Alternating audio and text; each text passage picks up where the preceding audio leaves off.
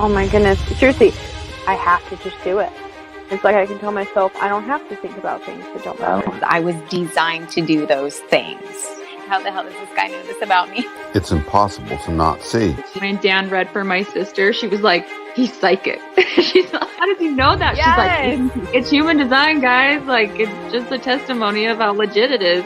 Seriously, Danny was like FBI or CIA. He's like, how the hell does this guy know this about me? Having my chart read, there were just thing after thing after thing that I was just like, wow, that's me. This man is reading me and I've never met him before. I was in the midst of one of the biggest emotional waves I've ever been in my life, and he saved my life. It seems like everybody has the same reaction. It's that aha moment, and they want to find out more. Hello, everybody. Welcome back to another episode of the Human Design Advantage podcast. My name is Jen, and decoding the matrix for us is Danny Goober. Oh, it's good to see you, Jen. Weather finally broke over here. It looks really nice out. Yes, it's a beautiful day here too. We've got the doors and the windows open and clear skies so far. So it's still 35 degrees outside up here. So it's like 60 something here, I believe. 65 is what my computer says. Kind of feels like spring. Well, we will definitely be heating things up with today's topic because we're dealing with the fire of the body graph, the ego, the will center. And no, I'm excited. I think this gets through all the centers. After this, we will have done all 9 centers, I think. Yes. I'm pretty sure we got through them all. I believe so. Well, if we missed one, we'll pick it up another time. Yeah. Before we dive into today's show, guys, it is, what is today's date? January 8th, 2023. Make sure you like, subscribe, and follow the show if you have not already. And please know that all the slides that we will be going over today are in the description. You can download the PDF and view it on your phone if you can't quite see what we're talking about on the screen. So everything is already uploaded and ready to go. Absolutely. So just as a follow-up from our last week, or was it the week before, where we did the New Year's Eve resolution, I believe we're now moving into gate 61 in a day or so. So contemplation has been working really well for me. I've been all week long, it's been, where does the ambition lead us? And I think we've all been doing that. Where's that ambition going? That's gate 54 in the sky. So I just thought I would do a little follow-up, little tune-up on all of that. Moving into 61, it'll be the mystery of it all. The mystery of it. What was it all? What? Give me some meaning. What do you know now? What do you now know after all of that? So A lot. Oh, we know a lot. Yep. Well, I have deeper insight into a lot of things. We have been getting downloads and insights, and boy, is humanity on the move. It's in the air. Like, I've been through my sessions, I have been paying attention, and it's amazing how it's in alignment. And I keep telling my clients that I'm like, I know what you're going through. Everybody's going through the same thing. Yeah. Just here's some tips and stuff that you can process through it. But yeah, I mean, everyone I feel on a certain level is going through what is happening. So what is happening, and I've noticed human design seems to just keep exploding into existence. There's more and more stuff out there on it all. So I have a lot of high hopes that the knowledge is going to spread like wildfire more and more. This year will be a nice year to find out how much is that really true. How much is what really true? That human design is starting to explode itself into the collective conscious awareness. Oh yeah, it already has. I pointed that out yesterday. I think it was. I saw human design graphics in Canva.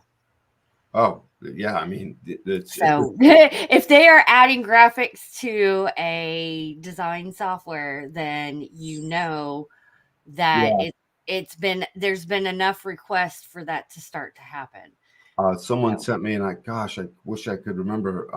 Might have even been Savannah who sent me something from USA Today or one of the major newspapers, that's Today or USA Today, where they were talking about this year coming up, what's going to be important to you. And they had a whole list of things. One of them was human design.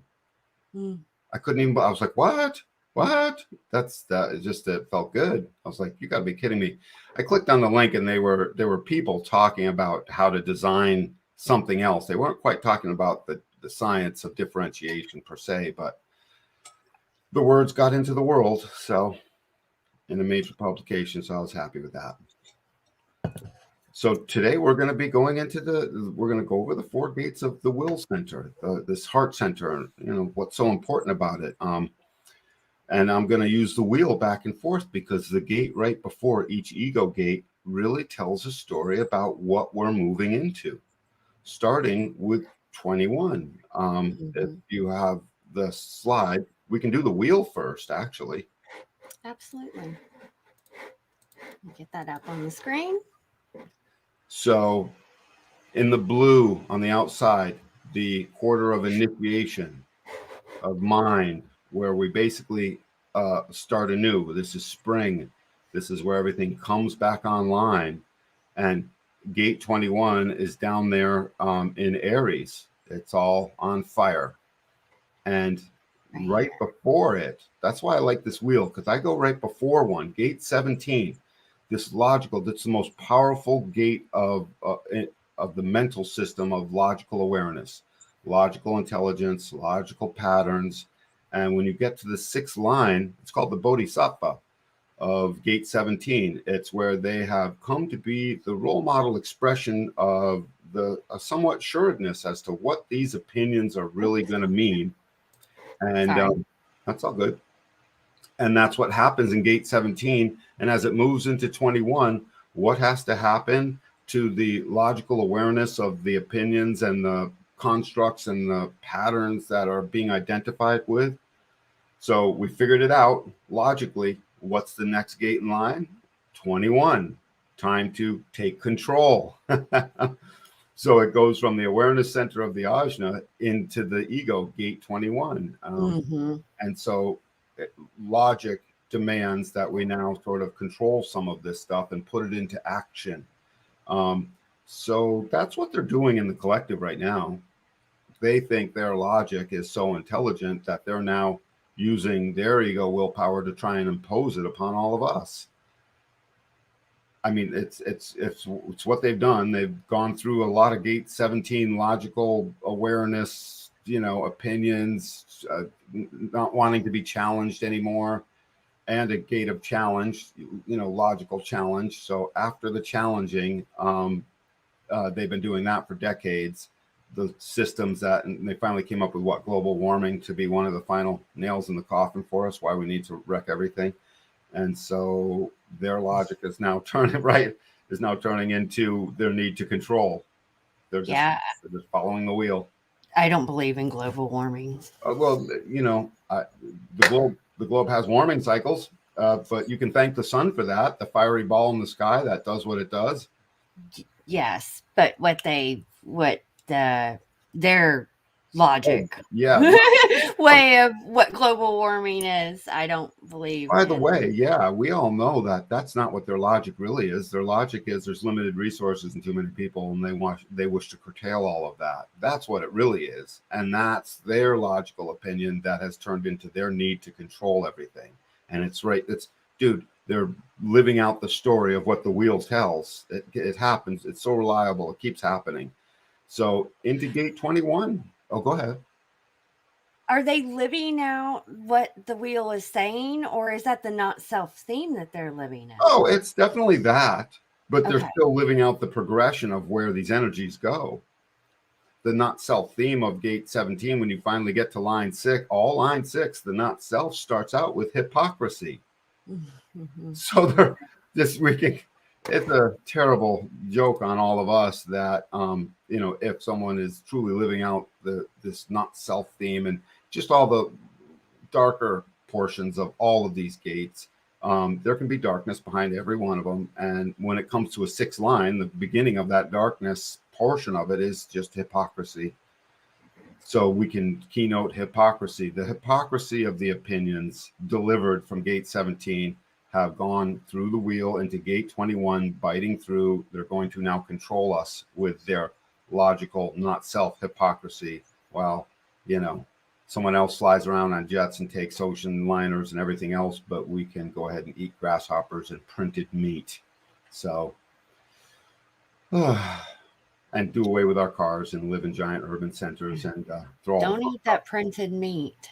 They're printing meat in England or one of the European countries here too, but.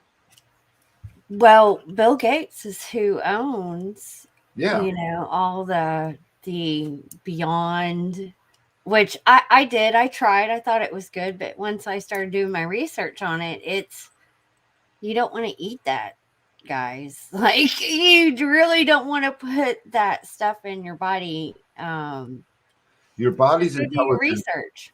Your body's intelligence isn't meant to break down fake crap. I mean, it'll break down fake crap and it will use it and you'll get your calories you needed for the day. And then you'll wear your body out and have sickness and early death. And all of this stuff is a consequence of all of that. And that, of course, that sickness plays into, the political nonsense of our healthcare system and its own form of treachery, which we've seen over the past 2.5, 3 years. Oh, the whole thing is just awful. Where are we at, Jen? 20, 21, 20? We're 3 years in. Mm-hmm. Yep. In about 4 weeks, we will be at that, or 3 weeks, we'll be at that first recognition of, oh my God, something's wrong. So we're 3 years in. Yes. But I think 2023 is going to be a big year. Oh, it's going to be huge. So pop on over to this Ego Will Center, and we're going to talk a little bit about some of these things. Oh, I like this graphic. Thank you. Yep. The ego, this was in Canva? Yeah, I did this. Oh, nice. So the heart center, this is this ego willpower, and it is the heart of the tribe. And it's called the heart center or the will center because gate 21 is the gate of the heart. And if we shock that gate too much, try to take too much control, we do damage to our heart. If we aren't living out our design, this is where we will find plenty of, not all of, but plenty of, heart failure. So what is the ego responsible for? When it's defined in the body graph, it's about the willpower to put your shoulder to the wheel. And it's all for the tribe. So think of this continuity of tribal existence. And when we did the sacral center, we would have pointed out that 59 and the 27 off the sacral, creating the babies and then preserving the children. So the tribe is incredibly fueled by the continuity of what it takes to preserve its tribalness and to preserve its continuity and to keep the resources coming in and to do all the healthy things a tribe should do. Mm-hmm. It takes a good, strong ego willpower to choose to break the ground in early spring and do all that hard work. And the ego is also, when the defined ego separated itself from the identity, this was what finally started to give us a rest-reward ratio. This is what finally boiled into, by the late 1800s and early 1900s, there had finally been groups of people, picketing and protesting for, 8-hour standardized days instead of 12 and 14-hour days. When we didn't have that ego separated out of our identity, generators were enslaved mostly, not always, but mostly, to work until they were burnt out, tired for the whole day.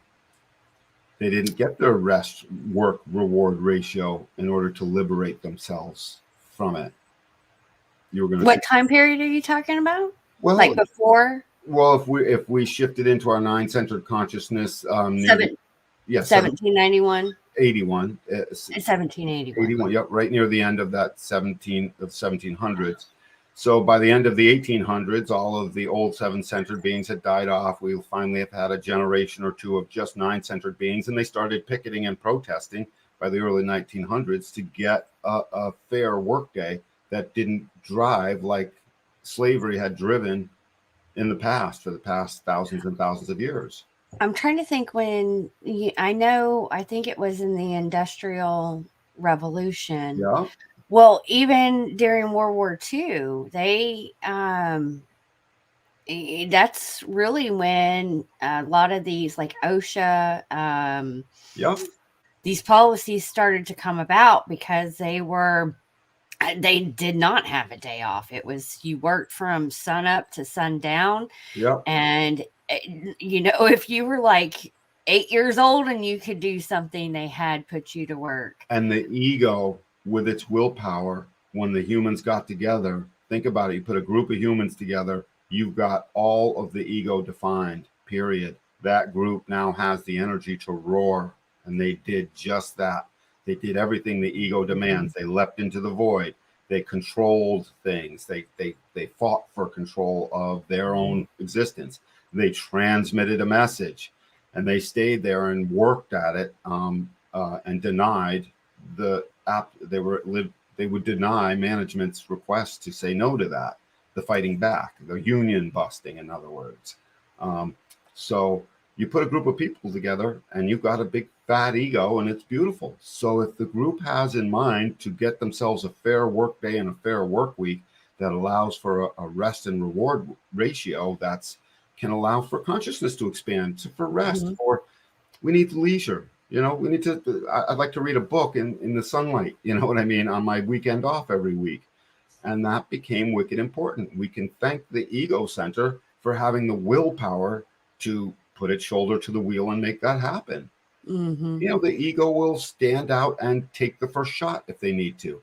They'll march the line forward, even though people would come along and violently try and bust up the union. The ego helps hold that together. Everything else does too. The sacral generating motor helps hold it together. The adrenalized root pressure motorizes it. The spleen is very aware that, hey, we can't give up yet. We can't give up yet. Not now. In the now, spleen's always saying it's not safe if we stop. We have to keep going. The emotional solar plex would get clear and say, I'm clear. We're staying here. All the centers do their part. The logical awareness, gate 17, would be working for the ego in this case, basically. And your logic sucked. Our logic is better, right? So everything, and then back to the ego, the throat, right? Manifest it. The identity would say, this does not suit our love and direction. So you add it all up, and everything leads back to this ego when it comes to getting something done. It keeps commitments. I'm not saying people with a defined ego always keep their word on every last thing. They don't, but they tend to. The tendency is strongly there for a defined ego to do this. And so the numbers are about 33% have it defined, 67% don't. Maybe it's 35, 65, somewhere between that. So the majority is undefined, living out this not self, this torture of this not self of this ego, which is trying to compete, trying to control, trying to prove you can work harder, trying to prove you're worthy, questioning your own value, not being sure if you're worthy enough, and saying yes to things too easily for fear of looking stupid or getting called out or appearing not good enough. Don't say no. Hey, can you go get that thing done over there? And if I say no and I have an open ego, I suddenly have this not self mental pressure of, am I good enough? What will I look like? Will I be embarrassed? Will I feel like I'm embarrassed in front of the other because I'm not strong enough? I'm not good enough. Oh, it's a brutal mind. It happens with a defined ego. Oh, say that again. I have that. Sure, it can happen on a defined ego. It's just that's it's just more amplified for an undefined. Fully amplified. It's a day in and day out excursion. It happens at every turn. I mean, dude, it can happen at a stoplight. With someone cutting in front of you a little bit, and you not knowing to let your ego roar and say the thing or do the thing. It can show up everywhere. And then when that happens to you, Jen, and it'll happen to ego people for sure. It's normal stuff. It's like because you're looking at a reasonable, you already know that maybe I can, maybe I can't. And you're sort of just looking at it logically, like, can I or not? The ego is fearing their own futility of their own efforts as it relates to their own worthiness. When that happens to you, it's not a long time you would spend feeling unworthy. You're going to break through a lot of that. And you tell me, is that true? I cannot. I don't know if it's coming from the ego center, to be honest, but I think that has a lot to do with like what shadows you're going to have to work with. I've had to really work on my self-worth. Yep. But that's the programming that I'm breaking through. When I grew up, nothing was ever good enough. That's the programming. And absolutely. So you can beat the ego down through the programming. There's no question. Yes, that's what I'm saying. Like, but I understand exactly what you're talking about, you know. And I also think, you know, the more that I go through my experiment, that has a lot to do with my 5-1 profile too. As I'm doing the resolutions and I'm writing things down and I'm analyzing, you know, my year, because I do my resolutions on my birthday, which is coming up, which is going to be like shortly after, you know, the Chinese New Year, when the one that human design that you had talked about.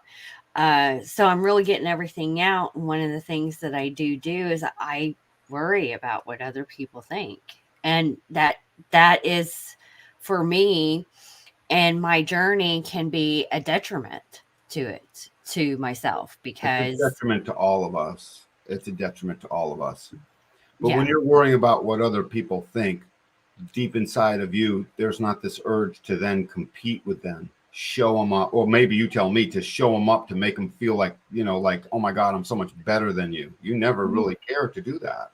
No, I've never really cared to do that. And when I found out what competition is, like when you break it down and you look at the vibration, all competition, like for anybody who's watching, when that comes up, because, you know, it does, I think it's happened to everybody. There's been some type of competition that is just showing you what you are truly desiring in your world. You're just not at that vibration level to obtain whatever it is that you are. That vibration level where you're woken up enough to your nature, and now that's clean. There's nothing wrong with healthy competition. And most but I've never been wanting to, like, you know, beat someone down or push someone down. Right. Well, open ego people do suffer with some of that in their not self mind. They're wanting to fight back, especially if someone showed them up, and then they'll spend time. Right. And that other person, if they're a defined ego, they weren't necessarily trying to show the other person. I got to go back and look at some people's charts that I know. I think I can totally see how that has expressed itself. Absolutely. It's a really unhealthy expression, but when it is defined, it doesn't necessarily care to show the other one up. It's just happy when it was first, when it did the thing. You have a defined ego. Yes. You're excited when you, quote, did the thing, whatever the thing is. And there's no competition at all half the time, or more, you know, most of the time, because it's just inside yourself. And have you noticed? That's a great way to put it. It is competing inside yourself. Yes. I started that on my spiritual journey. Now you say that, thank you, because it brought something up real quick that I want to share. I did start competing with myself. So when I first got sober and I really wanted to change my life, I woke up every morning asking myself, you know, how can I be better today than I was yesterday? And after like 6 months of doing that every day, I started competing with myself. Like, I was like, okay, I didn't do that. You know, I wanted to do this yesterday, but I didn't do it the way that I wanted to. So how can I outdo myself? You know, and the more I went through the journey and I was, you know, going through my healing and everything like that, and I was really getting my life straight, I would really start to compete with myself. And I realized one day, like, you know, I don't have to compete with anybody. I do a pretty good job doing it with myself. All by yourself, right? And ego people with it defined, you know, based on of course based on their type and their, you know, their definition and their inner authority or not. They have something, they have their version of something to prove to themselves. You are trying to prove it to yourself. I told you that recently. Yeah. I don't have anything to prove to anybody, but I have to prove it to myself. Right. Well, if you're an open ego being, you've got nothing to prove really even to yourself. when you do a thing, it's because your unique nature was empowered through its strategy and authority to be itself and do the thing. At the end of the day, if it's the exact same thing, one's an ego being and one's not, and they are strategy and authority, what you should really see at the end of that is they both showed up with about the same result per their own design and for their own self. It's just that with ego people, they've got this feature that we need to start to respect, and it's just simply put an ego reward, not a selfish reward, not a vanity reward. It's an internal chemistry that is keynoted with an ego reward. Jennifer, these things that you've done, when you did better, like let's say you did better than the day before on that first 6 months, like 6 days in a row. By that 6th day, not only were you patting yourself on the back mentally, feeling good, in other words. When I say patting yourself on the back, that means just feeling really good about it. You carried that feel good about that on for days and weeks, potentially. No? That's something I'm working on. That's why I really want to listen to what you say about the ego reward, because I am my worst critic. Yeah. So I'm working on rewarding myself and I do have a tendency to beat myself up of being not where I think I should be. And I have very high expectations of myself. And it really wasn't until recently that, pretty much last year, now that I'm doing a year review, that I need to start giving myself credit, because I always think that I can be better, and I've gotten trapped in that, I guess it may be the investigation period that I'm kind of going through. That's an ego thing. Always seeking to do better. That's part of the competition. It's the internal conversations that I'm having with myself, Yeah. But I need to, I am learning that I am rewarding myself. Thank you, because you have helped me this year, that even when I am in a rest period, this is something that I didn't do prior to me learning my human design. I would act like a generator. So I was never, if I was tired, I was being lazy. Right. I could do something to make this change. Like I needed to, but now when I'm tired, I'm like, oh, well, this is a me day. So if I'm resting, I'm going to make this into a self-care day, and it's going to be all about what Jennifer wants to do. And if Jennifer wants to lay in the bed and not do shit, that's what I'm going to do. Right, exactly. And not beat myself up for it. Well, and that's all part of the rest reward ratio that the ego helped bring onto the plane. The ego demands its rest, its aloneness, its recuperation time. This motor is not meant to buzz all day. It's meant to basically come in and strike and put in hours and then stop. The generator motor is meant to buzz all day. Not this motor, not at all. And so as we start, and then if you have it open, you're constantly beating up on yourself for it. It would be a similar thing, but the beating up on yourself also goes into I'm no good. I don't know if I'm good enough. In that competition, we think we're trying to do one better each day, and then when we don't do one better each day, the beating up is really profound, and it's internal, and it avoids looking unworthy, not as good enough, not good enough. And this reward that I'm referring to, you have given it to yourself many times. They might be on smaller versions of it, but whenever you've done the thing, whatever that thing is, even at the end of it all, you remember when we were at Camp D and you did all that work and you made it all happen? When you finally got a chance to rest, you were able to tell that Camp D story about how much work you had done and what you had pulled through, and tell it to yourself, and you were able to know it and receive benefit from the knowing of how killer you were. Or is that not true, Jen? No, bad. Because you brought it up enough times. You did the deed. You did the thing. You were the queen. No, but Camp D was completely different. Like, no, I can't sit there and say that on that one. Well, you've had your share of ego rewards. All ego people do. They give themselves a reward of it sort of feels good. So whenever Yeah. you do get that, you'll notice it sticks around for days. It can anyways. And open ego people, they compete with themselves. If they did the thing, let's say because they were really into it, I have an open ego. I can never really pat myself on the back for very long. I did see this when I worked in the country club, and I put on events, and the events were successful. Oh yeah, you carried that. Yeah. You for the next week, you had a different strut. When you walked into work, you walked in with a certain ego confidence that showed up, and ain't no one knocking you off of that mountain because it was your beautiful little mountain. They're really more like molehills, but there are molehills. You know what I mean? Yeah. They're yours. They're the ego people's. And then along comes the 65 to 67% of us that are open ego, and we, collectively, we try to make ego people feel guilty for displaying the feeling of feeling rewarded. And then we also try to compete with you guys.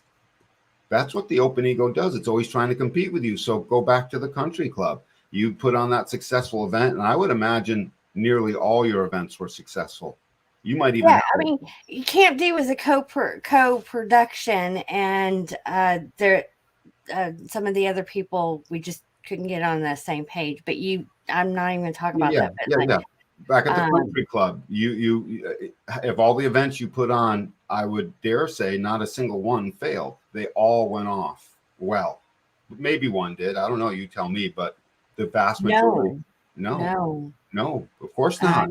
Now that I think about it, no, all of them were successful, and they're depending on what we did. I did so many different types of events. They were all successful in their own unique way too, because there was a variety of things. Even because I did club related events, even when I helped out with like weddings and stuff like that, those were successful. And if anybody's ever been help plan an event for weddings, they know how stressful that can get. So when you are done and it is a success and everyone is happy, that is a huge ego reward. It is. And think of how that energy carried through the following week when you went back to work and clocked in.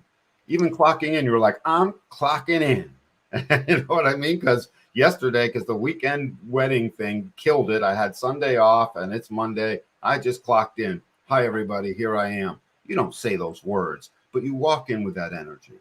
Yes, I can see that. Yes. Yeah, thank you for bringing that out. Right. And so if the owner or the manager above you, who's important, is walking by, if they don't even give you a second look, you're going to have a little thing to think about. That's like, dude, I just killed it for the company. You know what I mean? A thank you would be nice. That's ego business. Mm-hmm. And if as they recognize Jen, killer job, you just sit there and you don't really, it's not about bragging. It's about knowing. It's the knowing that this was good. It feels good. Yet I would walk in the second day. If I did the event, it might go off without a hitch too. And that I would walk in on Monday and I would be like, as soon as Monday was gone, the glow is over for me. We're not meant to hold on to that glow, that little afterglow. It doesn't stick with us for very long, if at all. Very often it's just not there. And we want it. So we pretend and fake it that we have it. And it's a lie. We don't really have it. I mean, we have aspects of it. It doesn't mean it doesn't feel good. It's just about this difference between one is a reward and one is just simply yourself. And it's good, healthy to have this reward and to feel it and to live it out. And it's extra healthy for the open ego people to go ahead and really allow that and encourage it instead of feeling lesser and less worthy. Jen, since the majority don't have it open in that place, was there a bunch of employees, at least 10, 15, 20 different employees in that events place that you were at? Yeah. Lots of employees. Did some of them it rubbed the wrong way whenever you did well? Did you notice at least a person or two in there that was like you could tell it might have rubbed them a little wrong? No. Then you were in a lucky place, Jen. The caddy. No, I will say when I worked at the country club, The team, it was a great team because we all had to step up to the plate to do our own individual part. I mean, from the dishwasher to the clubhouse manager who was keeping an eye on the event in the front of the house. It was a really good working environment. There was no competition. Not to say that there wasn't, like, heated things, or someone would be in a mood or whatever, but we were all able to work well together. I will say that's the first time I've worked in a company that there wasn't that competition vibe, even with the other event planners. But I was the only I was the only one that did the club events. So maybe that was the reason, because we had one event planner that did the member events, and then one that actually did non-member events. But we both helped each other out, so there really wasn't that competition there. Right, exactly. I not until recently have I worked in an environment where there's competition. Well, yeah, and what I'm referring to is the cattiness, and it can show up that hasn't happened until recently, to be honest. Right, exactly. No, and I know what you're saying, Jennifer. And so if you think about it, in that country club, it wouldn't have been unusual for there to be a person or two that demonstrated that sort of catty, like, try and pull you down open ego people very often want to see ego people knocked down a peg. If they're not as good, then I look better. I saw it more in high school. Sure. You'll see it all over the place, because think of the ratio, 2/3, 1/3. Essentially. More in high school, but I can't, now that I'm thinking about that, I've experienced it, yes, for sure. But not in any of my working places, to be honest. At high school, that happened a lot. Well, so now this ego center, this heart, this motor center, motivation, willpower, commitment, self-worth, we get to gate 21, and we had just looked on the wheel. You don't need to go back. After the opinions have been solidified and the bodhisattva basically comes off the hill and comes down into the next gate, line 1, the first line of gate 21, with all the new logical opinions that are supposed to be right, suddenly what happens after the collective logic has got the right opinion? It shares that. It shares it into gate 21, biting through the hunter and the huntress, and it's justified and necessary use of power and overcoming deliberate and persistent interference. That's the hunter. The justified use of power and overcoming deliberate interference or resistance. If Gate 21 is here to work in conjunction with Gate 45 in order to help basically keep the tribe healthy, keep the tribe fed, make sure the resources are parsed out, fairly according to the tribal rules and the values set up there. It's there to make sure it's biting into what it wants to eat. It's biting through resistance as it relates to where we're going to be. What will the tribe be set up like? And it helps obliterate the resistance as it relates to how the tribe will be taught. The biggest, yes, because besides keeping the tribe together, once you've kept it together, some of the most important work is educating the tribe as to the tribal ways. We don't do that here. A 9-centered common tribal theme would be we don't kill our neighbor. We don't steal from our neighbor. Tribal, those are values. Those aren't just 10 commandment values. That's tribal values sitting right there. We pitch in when our neighbor needs help with their kid or with their thing or whatever. The Amish exemplify tribal goodness. You know what I mean? Your barn burned down. We're showing up tomorrow. We're putting up another. Man, yes. They put those things up in a day or two. And it's the whole community that does it. It's the way. Yes. Well, the 10 commandments, in my belief, is that is universal laws. This is universal law, and boy, would I love to be part of that. To just show up and watch all of that take place and take part and let them guide. So you've got all those humans together. You've got a powerful ego that puts its shoulder to the wheel, keeps its commitment, has the power to transmit the message, and basically leap into the activity that is going to erect that barn that just burned down. That's the ego for you. And gate 21 would be the controller of that venue in no small way.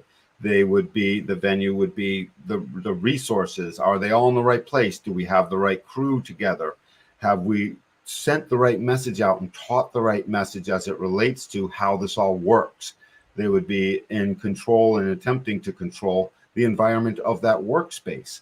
And there would be many gate 21s in that group of people that are the Amish, and they would all concur because they have the same tribal teachings and the same tribal values. And those gate 21s essentially help keep an even rhythm to all of the work being done to raise that barn up.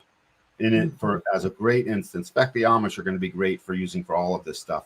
Much of it. In my opinion, the Amish are the ones that got it going on right now. They got it going on, and if they could give their lessons to the rest of us, if we could be wise enough to take them in deeply, boy, would things change a great deal. Absolutely. Yep. And so think about it. So this word control, it's got a bad reputation, because the not self of this gate 21 in a defined ego is going to think it can control everything, and yet it's got to be recognized for where is its control welcome. And it could easily this can turn into, I need to be in control of this and that, and it can blow up. The foundation of gate 21 says warning. The foundation binary of gate 21 says warning, and might is right. I am the ego, and the fierceness to find that respect in order to take action, the willpower and the ego that ensures respect, fierceness, and might is right, integrity of action in response to flagrant and persistent interference. So it's like it gets called out and it roars and it beats down the interference. This ego is the not self of the ego is the Nazi SS. The not self of gate 21 is the Nazi SS, is what I mean to say. That would be the not self of gate 21, would be this with the police that try to control everything. And dictators, that's the not self of gate 21 in a defined ego. And it's double the not self of a gate 21 in the undefined ego. They will just run into intermittent, I'm supposed to be in charge here, and then they're going to pull out the not self of the ego and try and compete twice as hard without the willpower to actually do it. And then the anger if it didn't work, and then their not self lashes out in other ways. You put that in a dictator and you got yourself a lot of dead people, a lot of dead enemies, a lot of dead villages, a lot of it's not good.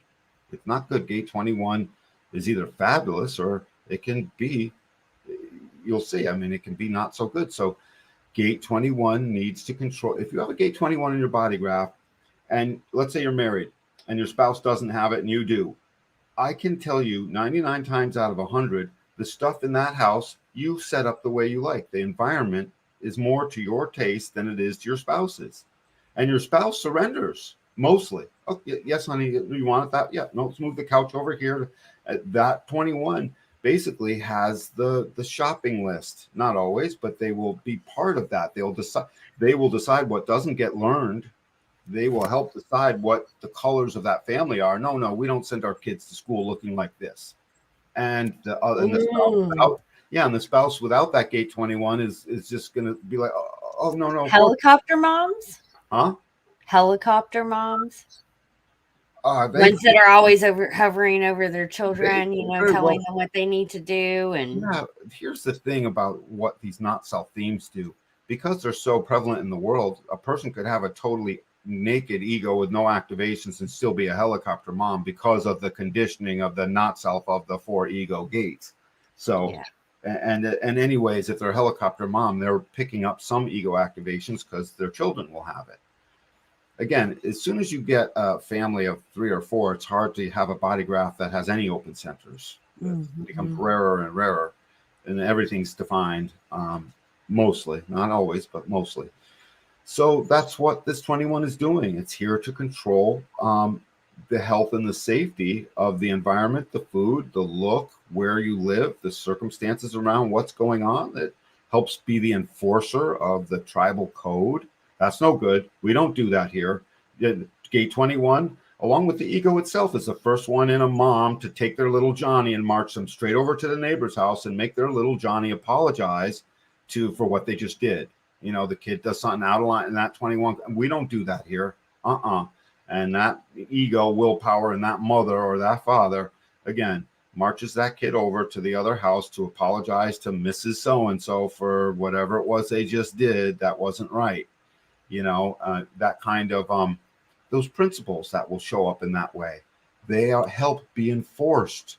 The principles that we show up in the rest of the ego circuitry in gate 49 and throughout the values of the cauldron of gate 51, and very much through the logical opinions that showed up just beforehand, that as soon as they're not hypocritical, those patterns can now get incorporated into what I just pointed out, the need to do the right thing. Gate 21 helps enforce doing the right thing. And if it's the not self of gate 21, it helps enforce protecting itself and killing everyone else. The enforcer, the Gestapo, you know, I'm going to say the Gestapo. Yes. And the henchmen, what is it in Russia? It's KGB. What was it under Stalin? I think it was the same thing. And Mao's China, where you have Xi Jinping right now, it's the CCP. That's gate 21 business. Control the whole society. Oh yeah, they've got all ego, not think, wrong think, not. They're just an ego gone awry. China is, you know, as it relates to how they control every aspect of their people and beat them down and don't allow anything. A healthy ego withstands dissent. An unhealthy ego tries to murder it. So the not self of the ego says, you've made me look bad, whether it's defined or not. And it, don't you dare cross me. Boom, take them down. You know, they're organ harvesting the people they don't like in China right now. That's a fact. Yeah. That's a fact. Just go to China and just say, hey, I need an organ. And if you look on a Chinese website, you'll find you can get one in a couple of weeks. That's because they custom pick your blood, and then they go into their prisons of the people they put in there that they don't like, that don't have the right religion, and they harvest their organs. That's the control of things gone awry. That's seven-centered business. Doesn't belong here. If you have a gate 21 in your ego center and it's defined, you're here to find the right grace and measurements of what really needs to be done, and what does the rest of the tribe recognize in you that's okay to do, because you can go overboard with it. If it's in an open center, you'll intermittently go overboard or not, and other aspects will show up, and you'll thrash about at times because it's not even consistent. It's in an open center, and so you'll have to work with it that way. But either way, gate 21, biting through the hunter or the huntress, and the last part of the story is, if the hunter or the huntress doesn't control the hunting party, control it. They control their movement, what they smell like, what they are wearing out in their hunting party. You can't wear that. Get yourself covered this way. What their spears are going to look like, how their formation is going to roll. And if they can't control all that stuff, people can get hurt. People can die. You know, the hunting party is out in the hunting party is one of the riskier places that hunting party will be. The need for control. It's about survival. Yep. That's the one. I wonder if my father has this gate, because he's big in hunting and was a tracker and stuff like that. And that is one of the things he taught us.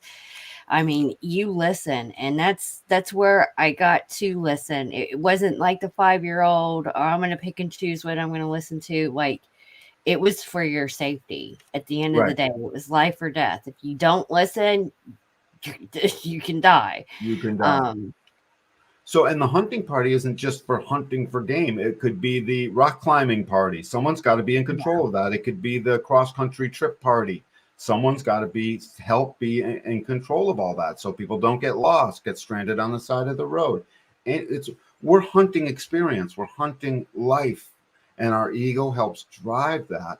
And the hunter and the huntress must fight through the resistance. You know, again, they will give you a warning, fair warning.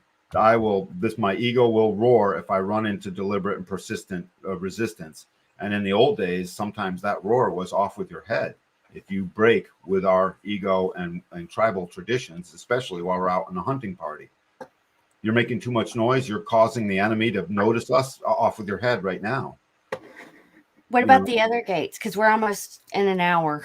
We've been talking a lot about that. So gate 51, it's called the arousing.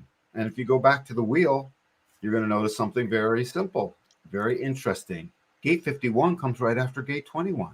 So when you get to the sixth line of gate 21, effective action leads can either lead to order or disorder.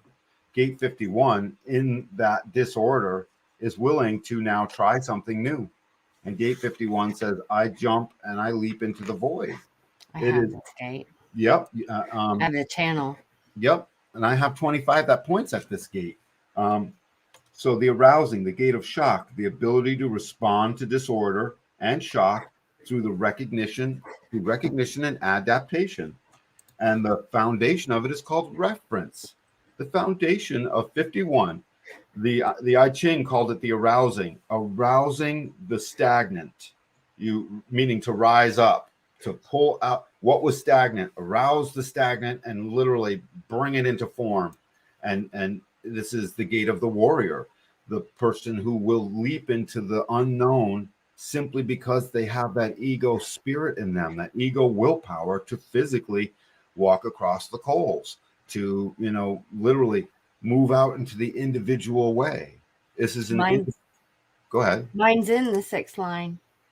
You're okay. You're gate 51. In my moon on my unconscious side, my design side. Your design side, right? That's about separation, where the ego will go it alone. So me. As a model and as a role model, as yourself, you're being the living embodiment of yourself. The will to finally step out of the need to simply leap into the void, but to therefore leap into the void alone, to go it alone. Oopsie, we gotcha. I have to be careful with that one though. Sure. I could see this expressed a lot when I was a teenager and I was younger. And smashing into it and going it alone to your own detriment.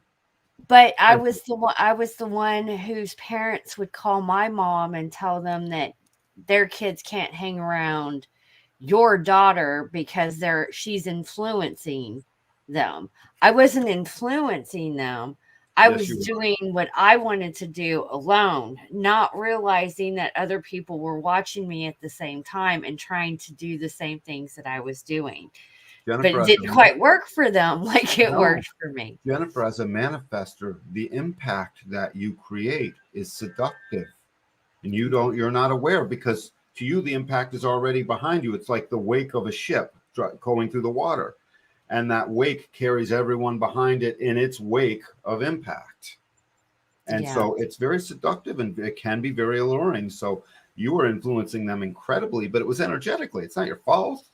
Oh, I know. Yeah. But now that I have that awareness, it is, just not that it's going to hold me back, because I can totally see this gate. You impacted me when we went on all that mission stuff when we were down in Georgia. I was following in the wake of your impact. It was amazing. And it happens all the time. All the manifestors, we need them to really recognize their impact upon this planet. I can say this about all the types. If every single manifestor were truly awake to their nature, they would impact this planet into submission against the old way and the rising up and the arousing of the stagnant. The old way is the stagnant, and this ego gate 51 warrior spirit is here to rouse that stagnant, rouse the forces, rouse that rally cry and say, follow me and leap into this thing, and let's become this pinnacle of what is it to get out of that stagnant old way. If all the manifestors were awake, and at least half you guys have a defined ego, I would say, because it's one of the motors that makes a manifestor. Shazam kaboom, we would be impacted into washing away and scraping off the stagnant and becoming what we're truly supposed to be. Gate 51 will fight for the tribe, but it will also be its individual self. It is seeking its own unique, individual, mutative way. It wants it. Don't make me be the same as everyone else. And it has a melancholy with it. It's a melancholy that I've done whatever I can do. There's nothing new here for me. There's nothing new. I'm sad because it's boring. This has become humdrum. There appears to be nothing new under the sun. I've recited the same words 100 different times. Now I don't. Sad. Yes, I get that way when I'm looking at when I'm doing market research.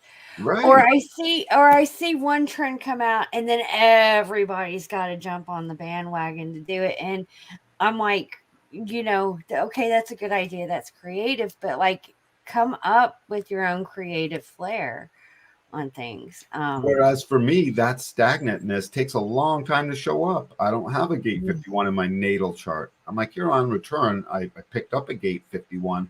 But that's different. And we'll go over Chiron maybe another time. How does the Chiron return affect us? Chiron. Return. It's tomato. I'm not. Yeah, right. Potato. Potato. Exactly. So this leaping into the void, this arousing, the gate of shock, the old I Ching called it the gate of thunder, over and under, because it roars with a mighty thunder, and it's the individual roar. It's not strictly the tribal roar. It's the individual's mutative, about to create something new roar. It's amazing. Gate 51 was the Black Panther, I believe. What does that mean? Remember when I told you about the spirit animal? Yep. My spirit animal is Jaguar. What is Gate 51? The Black Panther? Can you look it up real quick? Yes, it is the unknown, the Black Panther. Do you want me to read the totem? Well, yeah. Is there a synopsis? That's just a few sentences. Yeah. I want to hear Gate 25. It's companion gate. As okay, hold on. Okay, as a medicine animal, the Black Panther represents facing fears and surrendering to the dark unknown. It is a symbol that accompanies many intuition rites for this reason. All humans must learn to face the unknown at some point. However, there are ritual ceremonies and spontaneity. Yes, life events which administer this teaching before the passage of death. When Black Panther comes to you, it is a symbol of courageously journeying into the unknowable place. I got excited about this one because mine is. Yeah, you just described in different terms and not so different terms and very similar. You described in all correct, appropriate terms, Gate 51. That's what's helping me learn the gates is through the animal totems, because I love animal totems and I can remember the gate numbers more about this. That's why when we were talking about it, I was like, oh yeah, this is Panther. I remember when that lit you up. And can I point out something? I had been talking human design. Human design language had already started to become old because now I'd been repeating it over and over again. You needed something new under the sun. You found that and it lit you back up. Well, yeah, because my spirit animal is and I remember from a child that has always guided me through my life is a black jaguar. And in the book, even though it says Black Panther, Gate 51 also can bring in the jaguar, the lion, the panther, and other alpha females. But the panther and the jaguar, they are very, especially like the jaguar, they're on their own. They are not really pack animals. So, and they are in the dark. They're watching until it's time to go out when they need to attack, go into the unknown. And a lot of them will do, like if you even watch jaguars, like they'll pull like alligators and shit out of the water. Like, yeah. They don't care. They are badass. The animal totems have helped me learn. So you see what this is doing. If you have a Gate 51 in your body graph, you have this innate warrior inside of you. If it's in an open center, then it's intermittent. It's not always there, and you feel sad when it's not there. It can play a big giant ego trip on you where suddenly you think you're totally not worthy because why aren't you leaping? Your friends just leaped. The movie character in the Hollywood movie always leaps. Why aren't I leaping? Think of the mind trip. And yes, Jen, my friend just leaped. That was you when you were a kid, and your parents, the parents of the other children, were saying, we don't want you around. I did that. I'm laughing because I even did that when, I used to jump off the high dive at 4 years old. I was jumping off the high dive.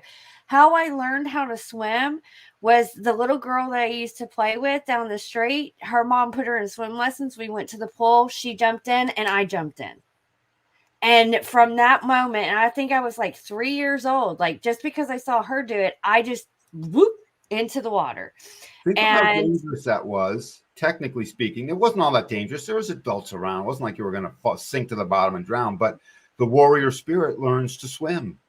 But then as soon as I learned how to swim, I was immediately on the high dive. And you remember way back when we were going, those were high, they like were 12-foot high dives. With no ego defined in my body graph, I was afraid of that high dive. With no, I wasn't. I was up there. It scared my mom to watch me do that the first time she did. She's like, "What is my daughter doing?" I just got up and just started. I started doing flips and dives, and not me. When I would jump off of that thing, I would literally go feet first. I would jump and I would go feet first. I think a couple times I may have done a thing, but I had what was for me a healthy fear of what might happen next. Mm-hmm. It was perfect for me. I felt lesser because I could see other people doing it. And then I would stop going up there because I didn't want to look like I was lesser than them. That's the head trip of an undefined ego. And then that person felt really good and people are patting them on the back. It's like, dude, really good. You did a double flip. That was amazing. And all of us open ego people that wanted to go up there and do that thing and didn't, suddenly we start feeling less worthy. Rather than just being like, I don't really feel like doing that. Dude, you killed it. Instead of having the presence of mind and just knowing our own self, I've got nothing to prove. That's if you're an open ego person, you got nothing to prove. And you've got to take this little mantra with you. I've got nothing to prove, and apply it to you day in and day out throughout the moments of the day, because this is a maniacal open center as it relates to our not self and living out the old 7-centered form.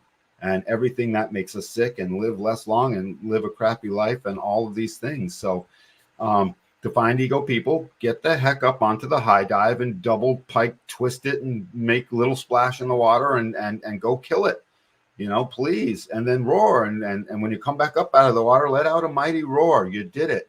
I think that's great. And then you see that's a great example. Jen? Well, just talking about this, I'll be honest, just talking about this and reminiscing and tapping into my 5-year-old and breaking through the condition, I'm getting a ego reward about it because, Yes, and you carry that feel-good feeling. So me, as I started to tap and break through the conditioning, it wasn't an ego reward I was getting.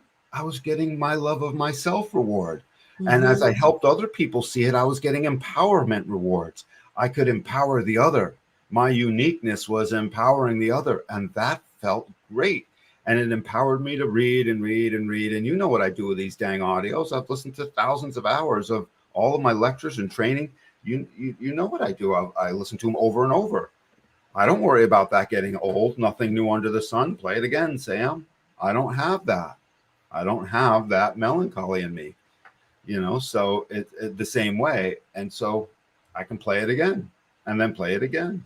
I played all my things. That's how I learned.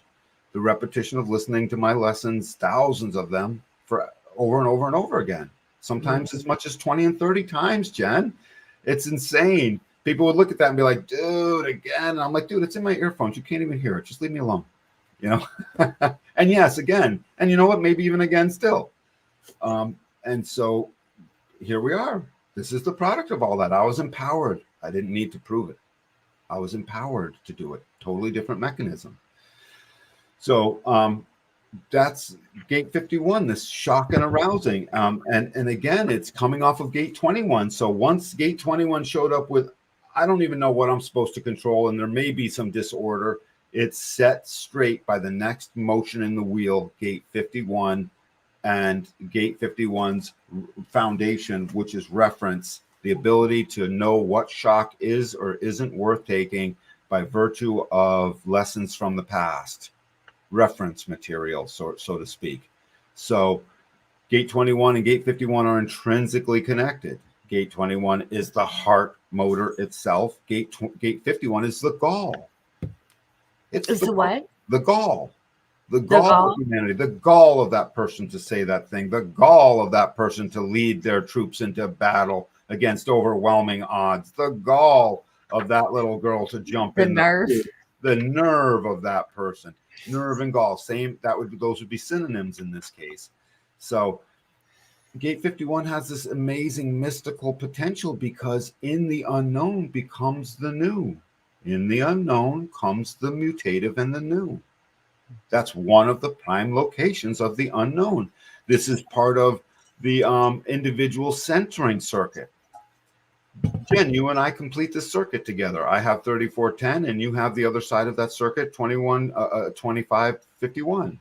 Together, we become fully self-centered in our own convictions with the ability to roar and leap into the void. Every time we've done something together, that's what we've done. You know, when every time, it's take these words every and always and please dial them back a little bit. Obviously, there's all the other things that we do, but I'm saying that is one of the things we have done.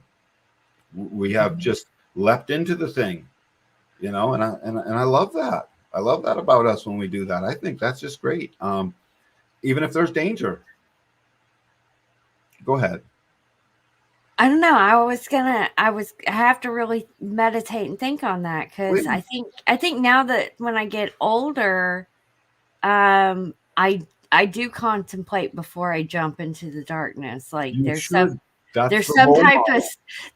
type of strategic planning before I do that. However, when I was younger, no, like I jumped off the roof, jumped on that, like, what is this gonna do? Woo! Well, that's the lesson learned, Jennifer, is the thing. Yeah. That's we grow wiser, but that warrior spirit is still there and it can leap in the moment. That's what its life is. It's in the pulse in the moment. And you know, I can tell by the smile on your face, you know exactly what I'm talking about. Oh yeah. You crazy little ego girl, you. Love you, Jennifer. Crazy. I love you too, Dan. So that's gate 51. It's the arousing that wishes to find the new thing and leap into this new way. And it's individual. It's here to bring self-centering awareness that then empowers the other. It's not here to be self-centered as it relates to just I, me, mine. It's not just I, me, mine, but it very much is. Gate 51 says the ego is our I. You know, gate 20 in the body graph where that manifesting generator channel just says I am.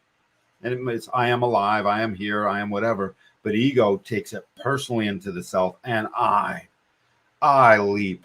I am in charge here. I've got the right message. I work. I get it done. I am freaking really good. You know, I'm really good at this. And it's a very important I that we have. If you take the ego out of things, then suddenly that important self-centered I that needs to center. Look at self-centering circuit. This 51 that goes all the way through the G center, our identity, out gate 10 to 34, that centering circuit. Look at it like the healthy expression of healthily going inward to find out I. I is so important. And we're going to have to end at 51 and do the second half of the ego next Sunday. Okay. What time are we at now? We've been a little over an hour. Yeah, it's just not going to work, Jen. We will be rushing through these other gates. And I forget, do you have Yeah, and these are the other two are really important gates to cover too. I mean, I've got the complete channel for 51, the complete channel for, what is it, 51 and 24? 25. Yep. And then 26 and 44. And then yep. I just have 40 divine. You have gate 40, right? So this is actually, you're the perfect one to be talking with all this through, actually, and this is going to be really good. Before we get off, go to 25. What is the animal for 25? The animal for 25, hold on, I was at 20. Because 25, don't I hold that thought. I love what I'm saying. 25 is the other side. It's the leaper party that leaps along with the leaper and does the catching of them. You're gonna totally, because you know my obsession with the number 13 Oh, so gate 25. Go ahead. is the turtle. Remember when I showed you that the turtle shell, when you count it, it's always 13? It's always got 13 separate pieces to it. Yeah. It's the turtle.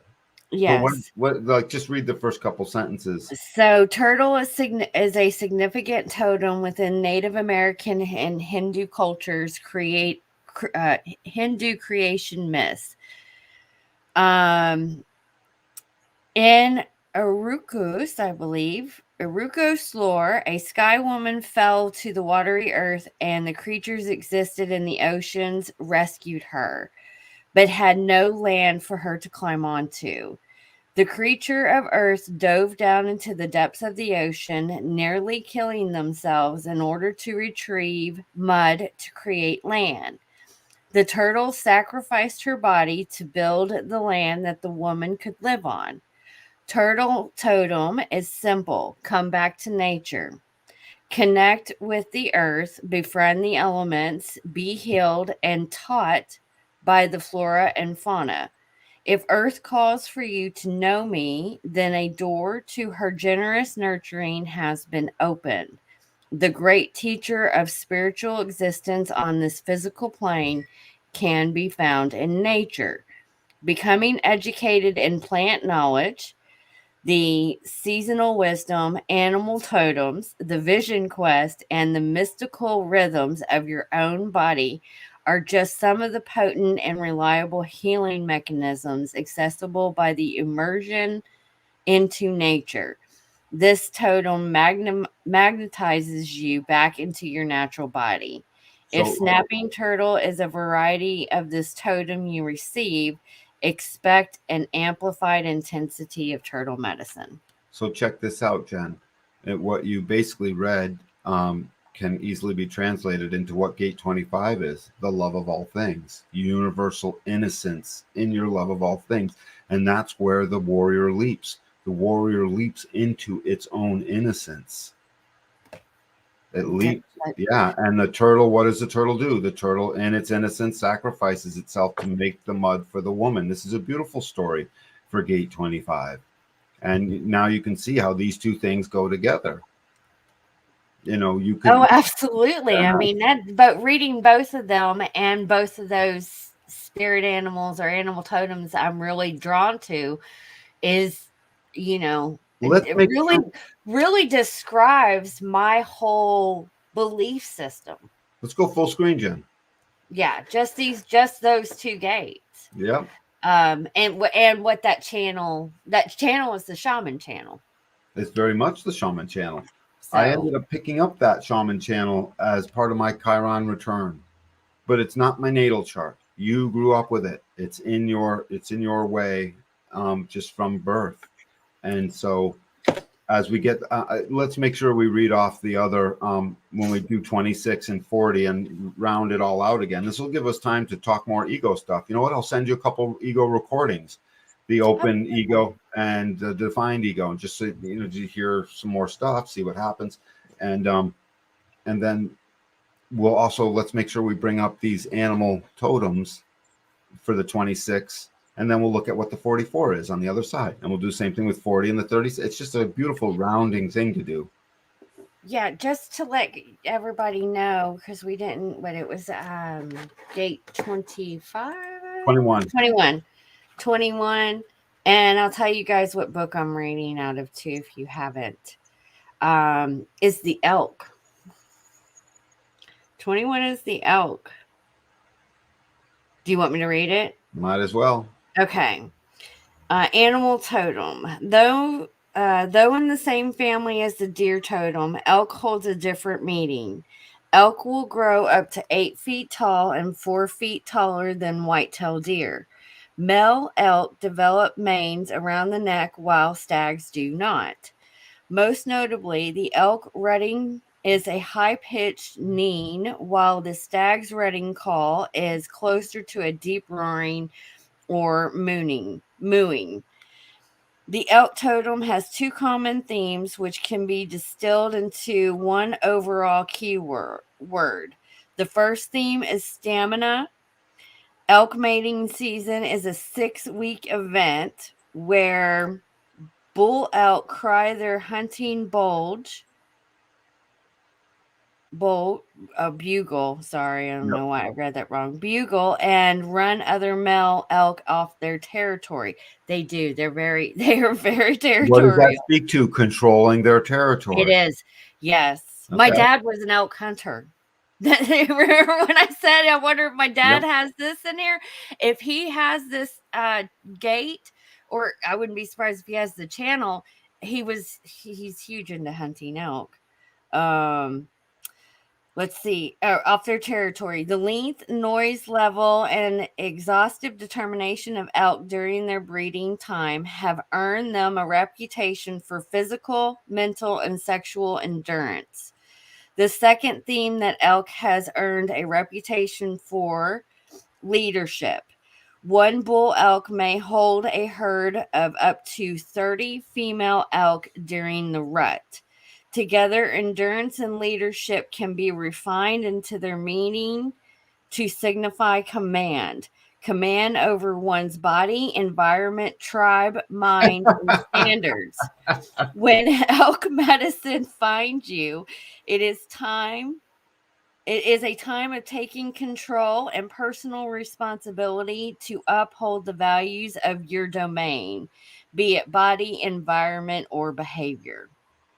Well, I'm looking at my green screen's doing things now too.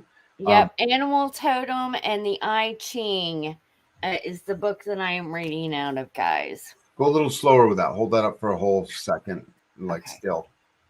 Animal Totem and the I Ching. I love it. So do you realize they keynoted in both expressions, the first and second thing that they were looking at, they keynoted exactly what we were talking about. The controller that helps control the thing. Now, their species is helped made viable by that activity. I mean, that's just the thing. If that big bull elk, whatever his job is in that thing, don't forget animals have a 15-gate matrix. So we can't compare ourselves to them. We can commune with them, but we are not them. You can learn so much though through observation of them. There's my gate 51 going in, and bringing in the nature, because that's how I learn. Like I'll be able to remember 21 better now, and what it's associated with the elk and the hunter and huntress makes. That's actually wonderful, Jen. I'm so glad to hear that, because that's really what it is. It's finding the associations so that we don't keep the knowledge hidden and obscured and untended to, so to speak. So yeah, and this book brings in the human design, the I Ching, the gene keys, and the animal totem. So you can get different ways of how it, which one has given its description of how the gate itself is expressed. I am just more tied to animals. So. I think it's wonderful, Jennifer, because I noticed that as you're reading off the thing, it makes complete sense. Oh, well, yeah, because when I read out of the human design book, it's hard to make sense. It's a completely different language where I'm like this. I'm like, oh yeah, okay, now the light bulbs go off, because I am a nature person. I love animal. I can't tell you how many animal shows I've watched. Right. Well, think of all the unique and creative ways that just helps flower into the universality of the love of all things as it relates to explaining this knowledge in all its ways of explanation to the other. It doesn't matter how it comes in, and it doesn't matter how we finally process it. It matters that we did so and it goes out.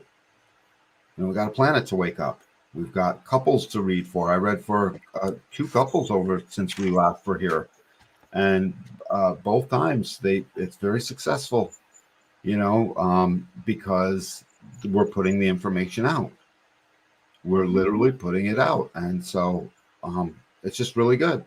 It's really good. It's a wonderful thing to watch, and to watch become empowered in the other is this work I've been doing with relationships recently.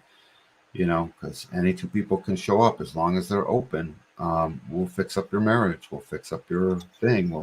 We'll fix it up by getting you to what's true. Not all relationships. Make clear on that. Yeah. Not all relationships are meant to actually finish working out, but they can certainly unwind in a civil manner. They can unwind as ourselves instead of It allows you to see black and white. Yeah, a lot more of that. Get clear on things. It allows for the clarity, allows for the truth.